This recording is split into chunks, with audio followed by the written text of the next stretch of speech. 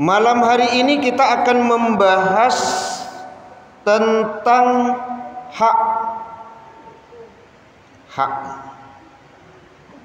Tentu Bapak Ibu tidak asing lagi dengan istilah hak. Kalau pakai bahasa Arab kan ha dan kof, hak kok. Tapi kalau di Indonesia jadi ha, a dan ka. Ya. Harusnya kan ha, a dan q deh. Hak kok. Kan begitu kalau di Indonesia kan. Karena dia kof bukan kaf. Tapi memang dalam penulisan kita sehari-hari jarang pula pakai h, a dan q. Tapi kita kebanyakan kan h, a dan k deh. Ya, harusnya bukan k, q harusnya. Karena kalau kof itu q, hak kok. Ya. Bapak Ibu jamaah yang dirahmati Allah, ya. Istilah hak itu banyak kita temukan baik di dalam Al-Qur'an maupun dalam hadis-hadis Rasulullah. Nah, itu yang akan kita bahas kembali malam hari ini. Ya. Yang pertama, arti hak itu adalah sesuatu yang harus dikeluarkan. Sesuatu yang harus dikeluarkan. Apa dalilnya? Kita baca surat Al-An'am ayat 141. Silakan Bapak Ibu buka. Ya. Allah berfirman, kulu min samarihi idza asmara wa atu haqqahu yauma hasadih. Ya, itu penggalan ayat ya.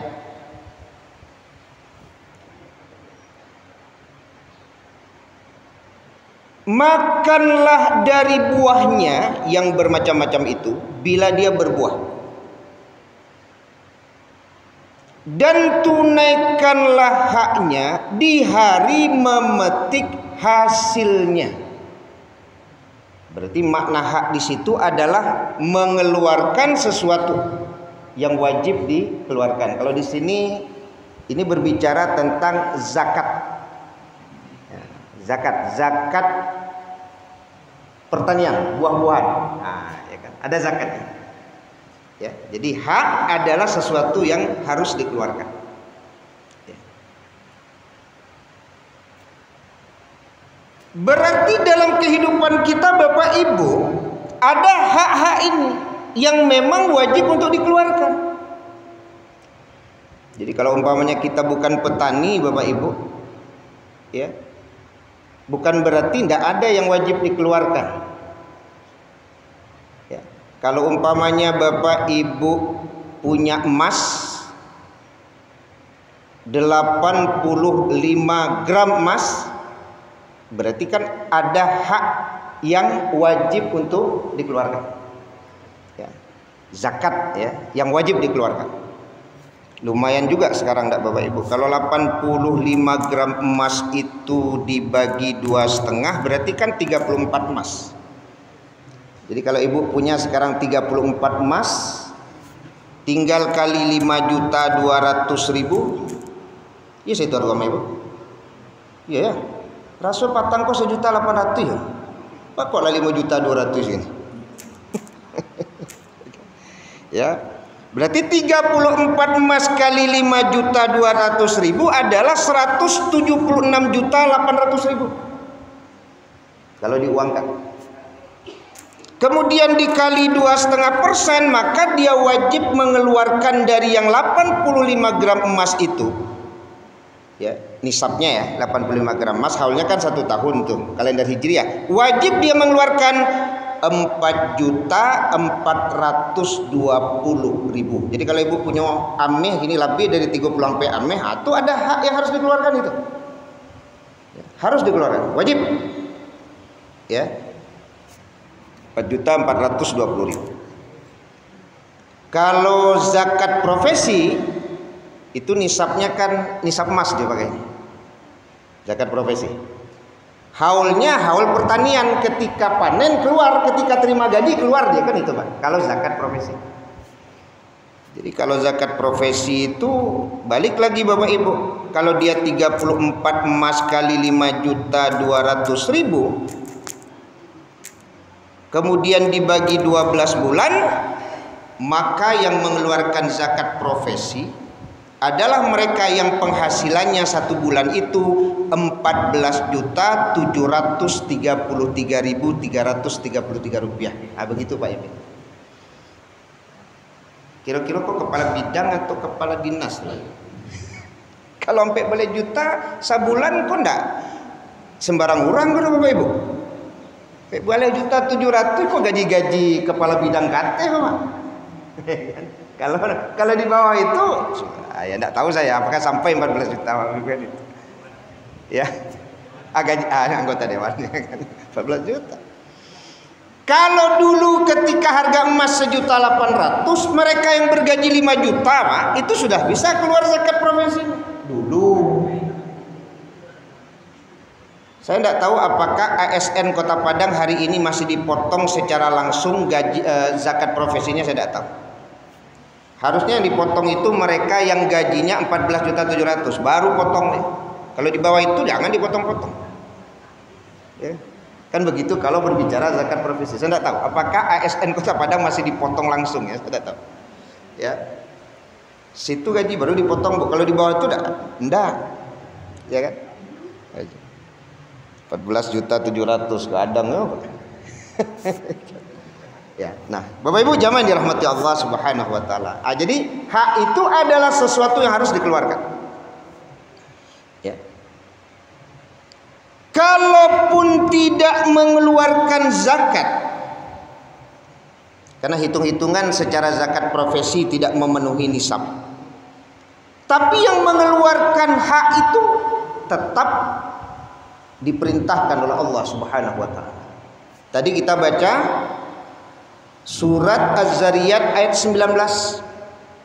Wa fi amwalihim haqqul lis-sa'ili wal mahrum. Bahwa dalam harta-harta mereka ada hak untuk orang miskin yang meminta dan orang miskin yang tidak mendapat bagian. Saya pernah cerita dulu kepada Bapak Ibu, ada seorang dokter spesialis, dia tidak mengambil pendapat Yusuf Qaradawi dalam hal zakat profesi, Pak. Dia tidak mengambil itu. Tapi infak dan sodokoh tiap bulan beliau, Pak, lebih besar dari zakat profesi yang harus dikeluarkan.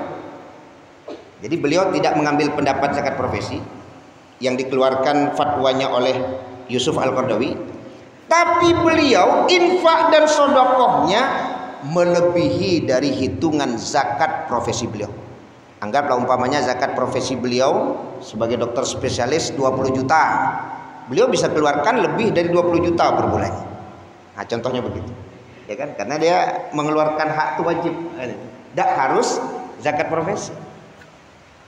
Ya.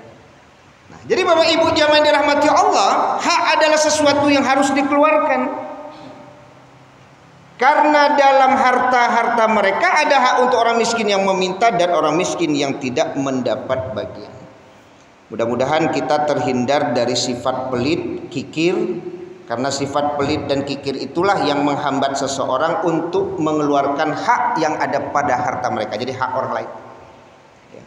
Sifat pelit dan kikir. Ya. Sifat pelit dan kikir. Ya. Makanya ada yang menyampaikan, Ustadz, di masjid kami Ustadz, untuk mantan samba saya apa ya jual tuh untuk garin tuh. Padahal kan mengantar sambal itu bagian dari berbagi itu. Kan bagian dari berbagi. Mudah-mudahan berbagi yang dimaksud tadi itu dalam rangka juga mengeluarkan hak itu. Bako ada jamaah barek berbagi jo garin nanti nggak di masjid. Ini contoh saja. Karena ini kaduan seorang pengurus di tempatnya, Pak. payah badannya Ustaz. Ya. Meminta samba ke ibu-ibu Ozar payah. Mudah-mudahan disikokan tidak model itu. Ya. Karena itu bagian dari berbagi. Apalagi yang dibagi itu adalah mereka yang memang mengurus masjid. Wah, kan luar biasa. Berbagi. Ya. Berbagi. Makanya Bapak Ibu jamaah dirahmati Allah, berbagi ini kan yang dilihat itu kan keistiqomahannya, Pak.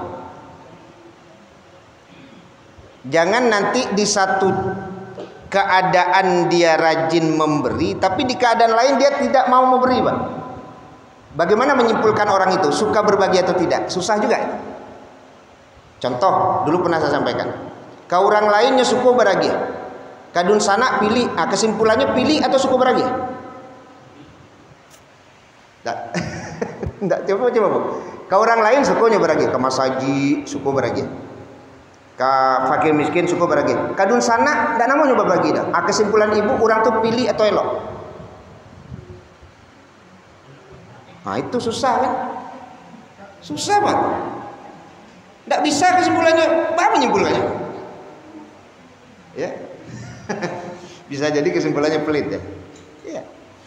Ya, karena kalau orang yang disebut dermawan itu, Pak, mau di mana saja dan dalam keadaan bagaimanapun dia akan memberi, Pak. Itu yang dermawan. Kan demikian firman Allah, alladzina yunfikuna fis sarra'i wad dharra.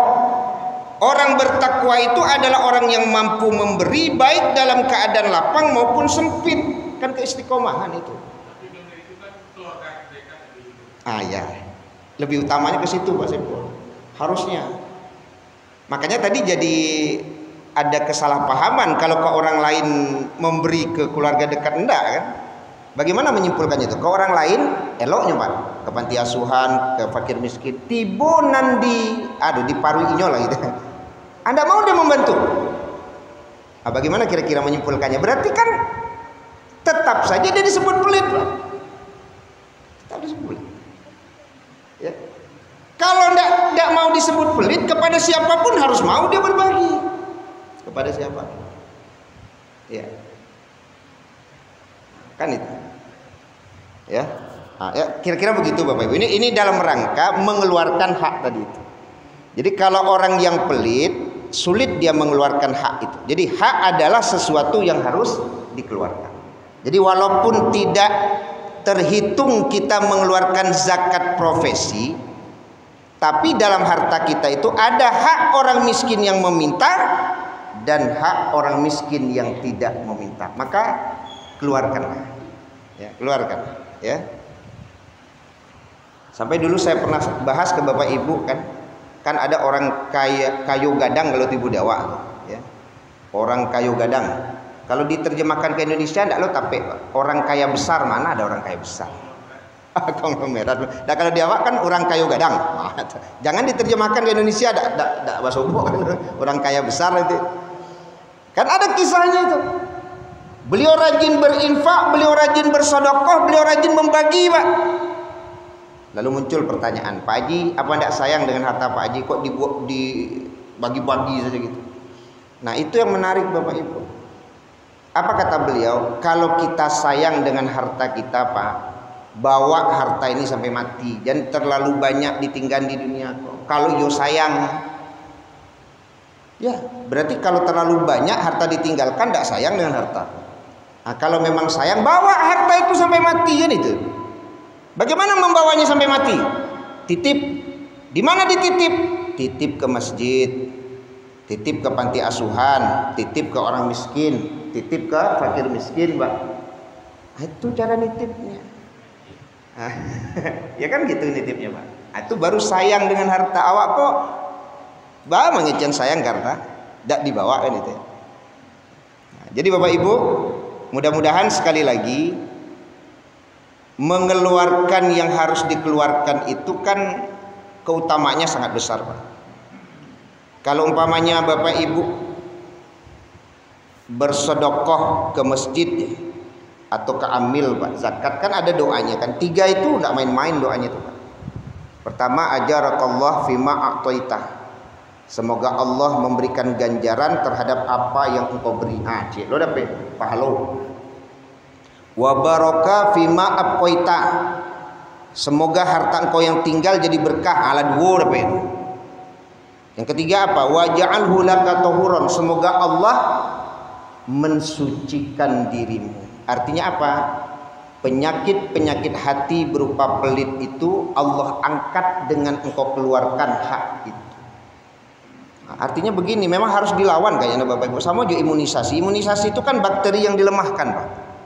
Bakteri yang dilemahkan disuntikkan ke kita, kan begitu. Dia bakteri tapi dilemahkan, Pak. Ya. Makanya melawan sifat pelit gimana? Lawan sifat pelit itu dengan berbagi. Batu Ustaz, inyo saya pilih, baru ke berbagi. Inyo saya pilih. Ube pilih itu berbagi, bacarunya, Pak. Nah, itu dia. Lemahkan sifat pelit itu, berbagi, maka akan sehat sifat pelit. Tapi kalau pelit itu dipertahankan, maka akan semakin pelit. Maka wajar seperti yang kita bahas Bapak Ibu, ada orang tambah gaek tambah pilih. Enggak, betul apa? Tambah gaek tambah pilih. Sampai geleng-geleng kepala kawan kau, Pak. Iya Allah. Dulu amakku tak mau ditubana pilih. Kini ya ampun. Karena pelitnya tidak pernah dilawan. Lemahkan sifat pelit itu dengan berbagi. Kalau tidak sulit. Bahkan ada seorang syekh yang mengatakan kalau ingin mencari menantu, walaupun dia rajin sholat, rajin puasa, tapi kalau pelit ada usah jadiin menantu. Amar rasa ibu itu mah. Menantu pilih payah tuh, Pak. Ya baca mencari tahu menantu tuh pilih apa anda ibu lah baca. Kan? Iya, pelit itu nak main-main, Pak. Rajin sholat, rajin puasa, tapi kalau pilih, tidak usah jadiin menantu. Kan kita sampaikan dalam kajian sebelumnya tuh, bahwa ibu lebih suka meminta ke anak padusi daripada ke anak laki-laki yang berkeluarga. Padahal kalau minta ke anak padusi, inyo wajib minta izin ke suaminya. Kalau minta ke anak laki-laki tidak perlu minta izin ke istrinya, Pak. Tapi kenapa ibu lebih suka minta ke anak perempuan? Ya karena pengaruh matriarki mungkin. Kalau kita di Minangkabau, cuman ada lonan menjawe. Kalau ke anak padusi Ustad, kanda ambo lapih sedua, suaminya elok. Ana nambo minta usah dapet. Tapi kalau ke anak laki-laki ambo Ustad payah, bininya ceke. Saya tahu ibu bini ceke. Bukan tak nama meminta kena laki-laki, bini aku nan ceke. Itulah pengaruh dapat menantu ceke. Payah, Pak. Ya. Mudah-mudahan ibu tak punya suami nan ceke. Ya. Bapak juga tidak punya istri yang ceke. Saya tahu ceke yang muda-muda. Jadi kalau tahu ceke. Baik, itu poin yang pertama Bapak Ibu. Jadi hak adalah sesuatu yang harus dikeluarkan. Ya. Kemudian yang kedua, hak itu adalah sesuatu yang harus dipenuhi. Makanya hadis yang diriwayatkan Imam Al-Bukhari sering sekali hadis ini dibaca, Pak. Hakul muslim alal muslim khamsun. Itu ada hak di situ. Kewajiban muslim terhadap muslim yang lainnya ada 5. Jadi makna hak di situ adalah sesuatu yang harus dipenuhi. Contoh umpamanya raddus salam, mengembalikan salam. Jadi kalau ada orang mengucapkan salam, maka apa yang harus dipenuhi di situ? Mengembalikan salam, Pak, menjawab. Ya. Sebanyak apapun dalam ruangan tadi, satu orang saja menjawab selesai dia. Saya masih ingat Bapak Ibu, Ustadz Aam Amiruddin yang menulis tafsir Al-Quran kontemporer, pernah beliau bilang, Ustadz itu kenapa kok diulang-ulangnya salam tuh? Dengan bahasa kurang semangat ya, seramai ini kok menjawabnya cuma sedikit. Saya ulangi lagi salam. Dari mana dia dapat dalil harus diulang-ulang salam itu? Itu kata beliau. Allah adonan menjawab surang Allah tuh, tidak usah diulang-ulang salam tuh. Ya kan? Cukup kan? Jadi dari sekian banyak yang hadir, asalkan ada yang menjawab satu orang saja, Pak, selesai. Cuman di awak kan kadang, wah, Supaya semangat, saya ulang lagi. Namun 3 kali saya mau ulang, Pak. Kecek beliau, Pak, kok diulang-ulang? Tidak perlu diulang-ulang. Cukup 1 kali saja. Yang menjawab berarti dapat pahala, yang enggak ya tidak apa-apa karena sudah diwakili oleh saudaranya. Dia tidak berdosa karena 1 orang sudah menjawab. Itu dia raddus salam. Tapi kalau masuk masjid kan tidak ada anjuran baca salam, Pak. Tidak ada. Tidak ada anjuran baca salam untuk masuk ke masjid. Anjuran masuk ke masjid itu baca doa. Baca doa, Pak. Karena hadis Nabi kalau kamu masuk ke masjid itu kan berselawat dulu kepada Nabi itu. Setelah berselawat baru baca Allahumma ftah li abwaaba rahmatik. Di riwayat yang lain ketika masuk masjid, langkahkan kaki kanan terlebih dahulu. Iko assalamualaikum dak tanggung kareh, Pak, tapi doa masuk masjid dan bacor. Assalamualaikum. Kaki kiri dalam masuk tu. Sudahlah doa ndak dibaca, salam kareh lo, Pak. Anan masuk kaki kiri lo leh. Ndak, kita kan menempatkannya itu tepat gitu. Bahwa masuk ke masjid itu yang diperintahkan Nabi berselawat, baca doa, kemudian kaki kanan yang masuk dulu. Tidak ada salam. Tapi kalau mengucapkan salam gimana? Ya boleh saja, ya kan. Cuman beko orang sedang sholat, sudah Pak, ibu salam apa? Salam jangan menjawab. Tidak ada. Ya, nah ini perlu menjadi perhatian kita bersama ketika masuk masjid. Maka saya, Pak, memang meniru juga. Dulu pernah saya sampaikan, ada seorang bapak kalau masuk masjid tuh nyobai tagak sebentar dulu. Nah, karena membaca doa itu butuh waktu. Allahumma sholli ala Muhammad wa ala ali Muhammad. Allahumma ftahli abwaaba rahmatik. Maksudnya, Pak, butuh waktu, Pak. Nggak main selonong-selonong. Atau ada di hadis lain, bismillahi wassalamu ala rasulillah. Allahumma ftahli abwaaba rahmatik. Masuk kaki kanan. Dalam rangka apa itu, Bapak Ibu? Tahiyatul masjid. Itu termasuk penghormatan masjid itu, Pak. Termasuk penghormatan. Membaca salawat Nabi, masuk dengan doa, ya, mendahulukan kaki kanan baru kaki kiri masuk. Itu tahiyatul masjid. Bukan hanya sholat sunnah yang tahiyatul masjid. Ya, Pak. Nah, banyak yang abai kita ketika masuk masjid itu, Pak. Banyak yang abai. Ya kan? Mudah-mudahan ke depan ya jangan abai lagi gitu kan. Itu maknanya adalah sesuatu yang harus dipenuhi. Raddus salam wa iyadatul marid.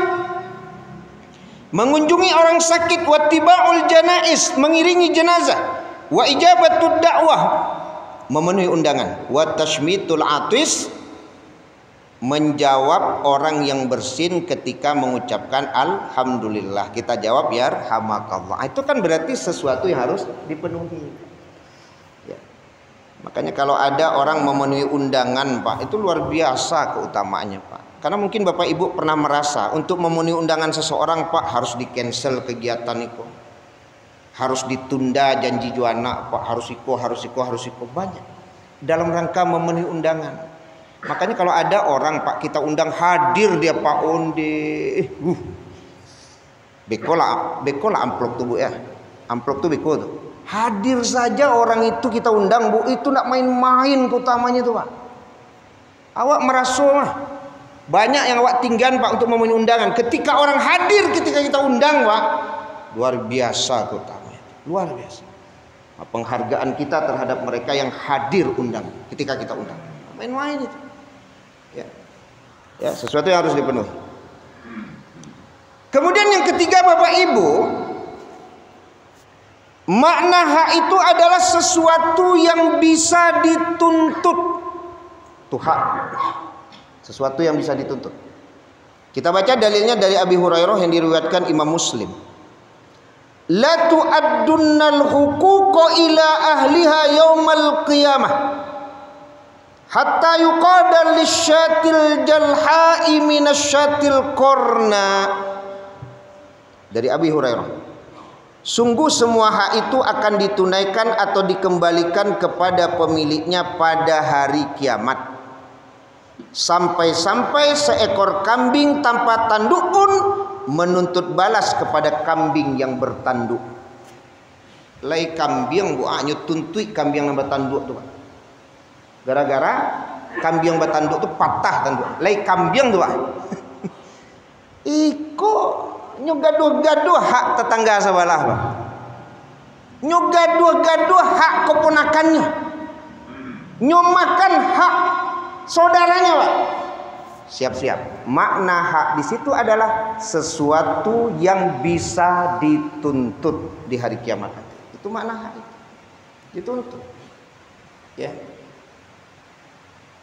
Makanya kita akan ketemukan Bapak Ibu hadis yang dulu pernah kita bahas, siapa yang mengambil tanah orang lain yang bukan haknya walaupun satu jengkal, maka akan dikalungkan 7 lapis bumi di lehernya pada hari kiamat. Padahal satu jengkal itu, tapi bukan haknya. Bukan hak. Maka jangan bermain-main dengan mengambil hak orang lain itu. Iya, jangan. Ya.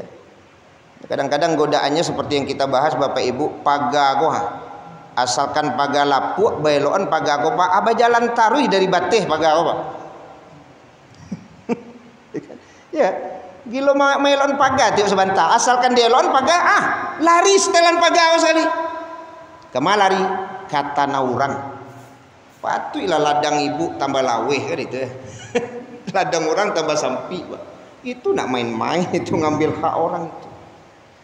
Ambo tanya, ku pulang kampung ku, yo met, batu ku masalah tanah Pak.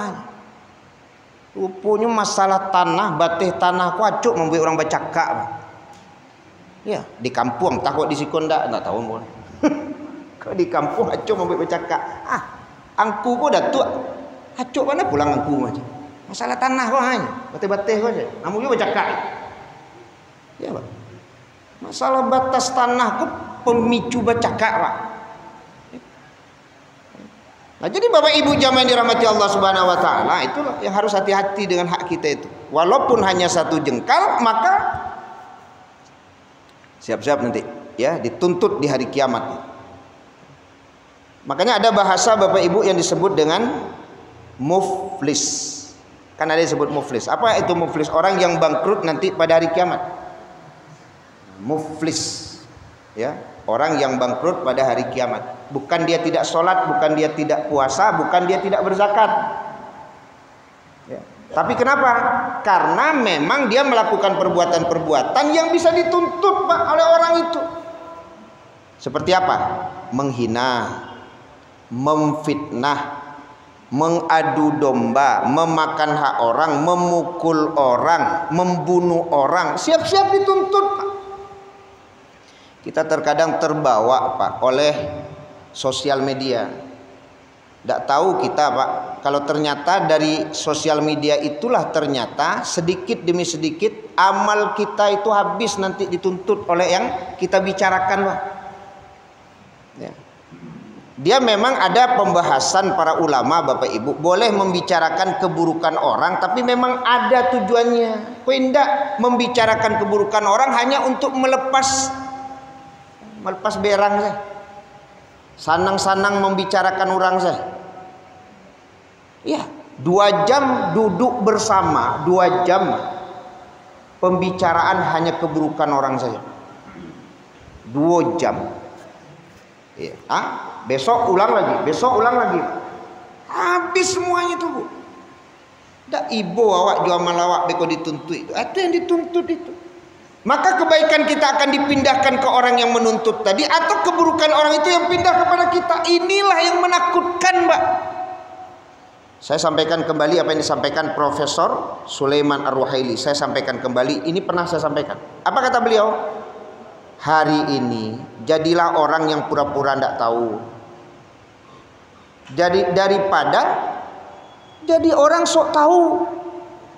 Iya Pak. Jadi pendapat Profesor Sulaiman Ar-Ruhaili, biarlah hari ini kita menjadi orang yang pura-pura tidak tahu. Ya, orang membicarakan tuh tidak tahu ambodo Bu, ya kan? Tidak usah lah, tidak ada apa-apa, selamat kita Bu. Daripada menjadi orang sok tahu, cerita kok masuk, cerita kok masuk, cerita kok masuk, habis amal kita semua tuh. Ya. Masuk taruh siapa? Di pos rondo masuk loh. Tapi masuknya kan anda elok kan itu. Habis kok dikadai masuk loh. Mau tan orang aja. Di kantor itu habis semua. Ini yang perlu kita jaga Bapak Ibu. Ya, jangan sampai nanti banyak yang menuntut sehingga sekali lagi habis amal kita. Mungkin di sinilah perlu bahasa speak is silver, silent is gold itu, Pak. Terkadang memang perlu itu, Pak. Berbicara perak, diam itu emas. Memang ada momennya kita lebih bagus diam, Bu, daripada satu. Ya, Pak. Termasuk membenarkan berita-berita yang ada di sosial media yang belum tentu kebenarannya. Harus diingkari. Tidak boleh. Tabayun itu harus ada, Pak. Iko tidak ada tabayun. Lah yakin sekali itu kan. Padahal menonton sekali baru, Pak. Yalah jahe apa. Lah bisa saja menyimpulkan apa kok jahe, Pak. Hanya sekali menonton video yang belum tentu pula video itu, Pak. Sudah bisa kita menyimpulkan. Yo jahe apa. Ini masa menyimpulkan orang, Pak.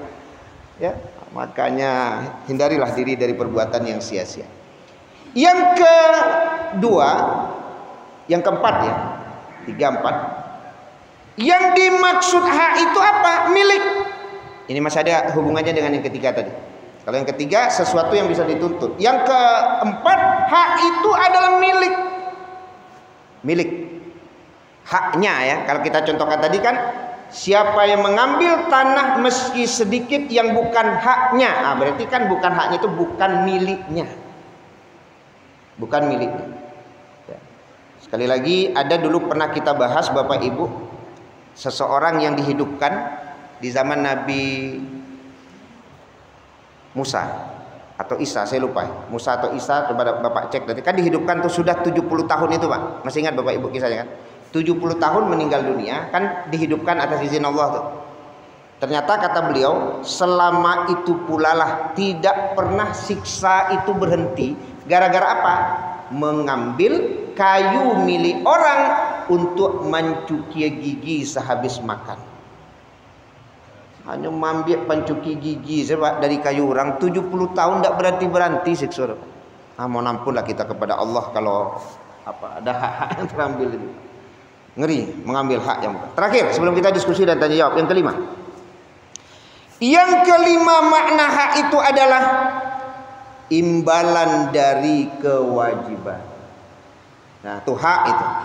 Ya, ketika orang sudah menjalankan kewajiban, dia punya hak. Apa haknya? Menerima imbalan. Makanya ada kalimat aktul ajiro ajrohu qabla ayyajifa arakuhu. Berikan kepada seorang pekerja upahnya sebelum keringatnya kering. Ini bagi yang mengupah orang, itu berarti ketika kewajiban sudah dikerjakan berarti ada hak yang harus dipenuhi, imbalan dari kewajiban. Termasuk Bapak Ibu, hak untuk beribadah, ya, hak untuk beribadah. Jadi kalau tadi kita berbicara imbalan dari kewajiban, ini kan ada kaitannya dengan pekerja, Pak. Ada hak untuk beribadah dan istirahat. Yang menarik itu Bapak Ibu, ada juragan ketika azan berkumandang, Pak nyolah tibo di masjid sholat berjamaah. Pertanyaan, itu karyawan kok dibiarkan saja tidak sholat berjamaah di awal waktu? Itu tanggung jawab siapa, Pak? Juragannya lah tibo di masjid, Pak, ke sholat di awal waktu. Karyawannya dibiarkan di tempat bekerja. Itu tanggung jawab siapa? Nah, ini yang jadi pertanyaan, Pak. Makanya saya pernah cerita kepada Bapak Ibu, ada yang karisma motor itu, Pak. Ini tidak namun dituntut isu di akhirat, Pak. Makanya zuhur yang namanya bengkel karisma motor tutup semua ke masjid sudah. Yang asar tutup semua ke masjid semua. Beliau tidak mau dituntut nanti di hari kiamat oleh pekerjanya. Beliau sampai ke masjid, sementara karyawan yang sudah kerja. Inilah hal-hal yang perlu kita paham. Nah, itulah beberapa makna hak Bapak Ibu. Mudah-mudahan memperbaikilah kepada kita dalam rangka menunaikan hak-hak tersebut sehingga kita selamat dunia dan akhirat. Cukup saya pikir karena waktu Isya sudah masuk. Kalau ada diskusi dan pertanyaan habis Isya lah. Subhanakallahumma bihamdika asyhadu an la ilaha illa anta astaghfiruka wa atubu ilaik. Wassalamualaikum warahmatullahi wabarakatuh.